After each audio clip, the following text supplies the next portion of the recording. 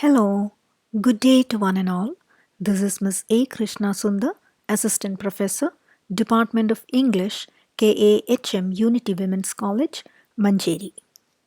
Today we are going to discuss the question answer session from the chapter The Outcast, written by Sharan Kumar Limbale. We had already done a detailed discussion on the entire chapter with the previous two video lectures. So here we start with the exercises given at the back of your text. So the first exercise, question number 1, in which language was Akarmashi originally written? So it was written in Marathi. To which caste did Sharan Kumar Limbale belong to? He belonged to the lower caste, which is known as Mahar community, which was a game played by the Wani and Brahmin boys during the picnic. So it was Kabaddi. Which game did the boys of the narrator's caste play during the picnic? So that is touch and go. So moving on to the next one, answer in a sentence or two. Question number 1. Why could Pasha not go to the picnic? Pasha was asked to carry lunch for his father, who had gone to dig pits for the survival of their family. So the poverty-struck family situation is being discussed here. Question number 2. How did Harriet become an asset to the family? Harriet discontinued her studies and started working at Grumelia's farm. Thus, he became an earning member and provided money to the family. Question number 3. Comment on the politics of separation in playing games.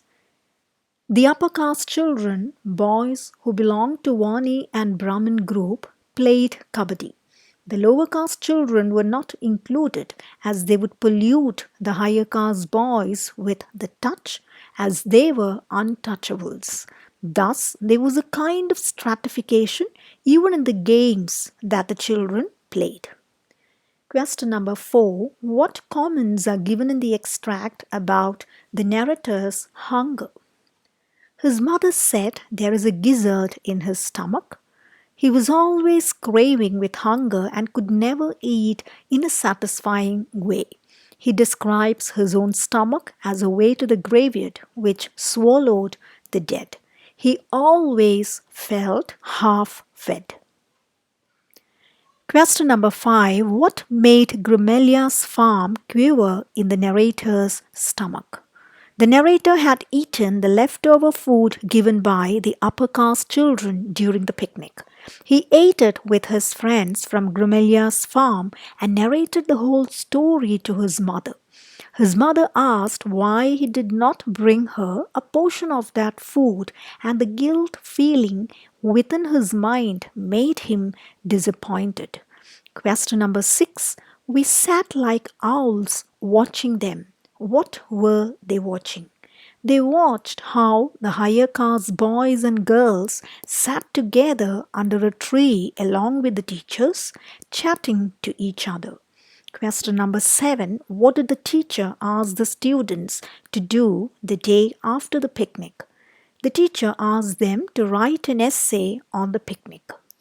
What did the teacher do when he saw the narrator apparently doing nothing in the class the next day of the picnic? The teacher became angry and he called him a son of a bitch and a beef eater and abused him. He asked him to start writing the essay.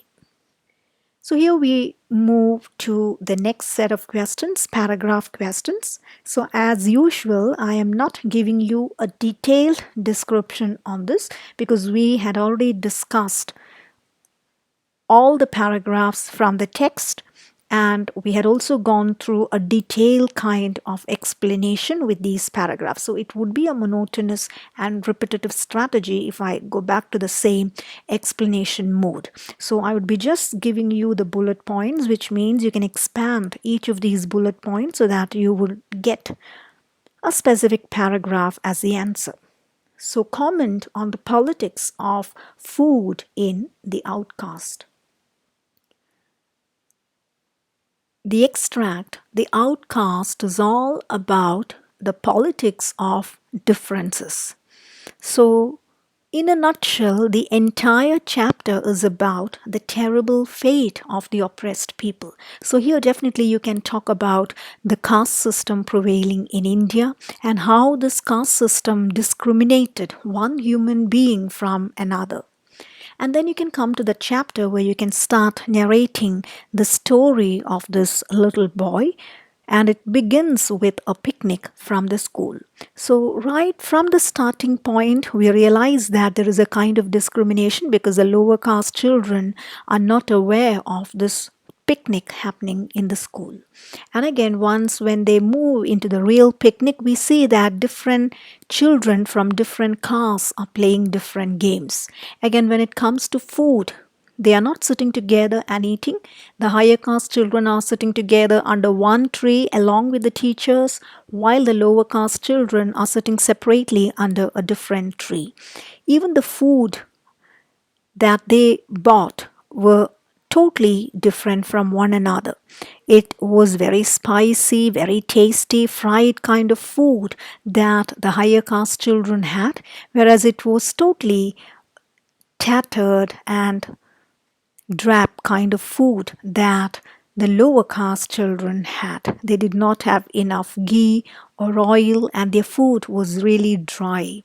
And finally, when the picnic is over, we see that these lower caste children are given the leftover food of the higher caste children. So, this discrimination, which you can see even in food, becomes a proof for the desperate fate of these oppressed people in society. So moving on to question number 2, the discrimination of the Dalits according to Limbale. So in a way, it would be the same answer. The treatment given to them by the entire society, how the school treats them, how the teacher treats them, and how the picnic becomes a bad experience for these lower caste children, and how they are discriminated in games, in food, and even in prayers. Because you can see when the higher caste children, they started chanting prayers before they opened their lunch boxes, it was something new for the lower caste children. So again, this stratification that happened in every walk of life, this becomes the real crux of the entire story. Question number 3, comment briefly on the ending of the extract given. So it is all about the pathetic condition of a Dalit boy, and you have to remember that this Dalit boy is a representative of the entire Dalit community. He stands as a living proof for the struggles, the trials and tribulations that this community had gone through. They had been insulted and humiliated throughout their life. So at the end of the story, we see he was asked to write an essay, and the teacher abuses him. The teacher calls him a son of a bitch. He calls him a beef eater. He even says that you can eat like an oxen, and he abuses him. And then the narrator tries to write something about the picnic. But we clearly know that his experiences with the picnic had been very bad. Moving on to the next one, comment on Limbale's prose style. So as you can see, it is a descriptive style, which means he explains everything in a very detailed way. So there is a kind of personal touch, and there would be a personal touch definitely, because this is an extract from his autobiographical work. So this is a very simple story, the story of a young Dalit boy and his experience during a picnic from the school. But though the story is simple, it is actually delivering a very powerful message for the society. And if you look at the expressions used within the text, you can see that they are very strong and powerful expressions. Now, hunger becomes a repetitive kind of term within the story. Now, you can see that the narrator, the young boy, is never feeling fully satisfied when it comes to food. So it's a clear indication that he was going through utter poverty. So hunger becomes a very important theme within the storyline. So the entire piece is a criticism against caste system. So moving on to the essay question, how does Limbale portray the caste-ridden Indian society in the prescribed extract from the Outcaste, and discuss how Limbale's The Outcast is filled with pathos and anger.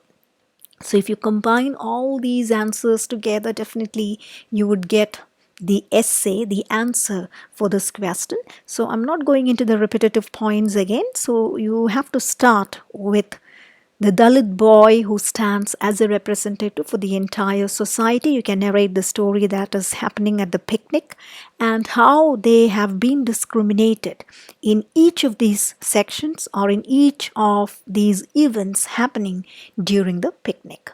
So with this, we come to the end of the discussion of question answers. So thank you very much for your patient listening. If you have got any doubts, queries, or if you need more assistance or more explanations based on the text, please feel free to get connected with me in my email ID. So thank you very much. Thank you.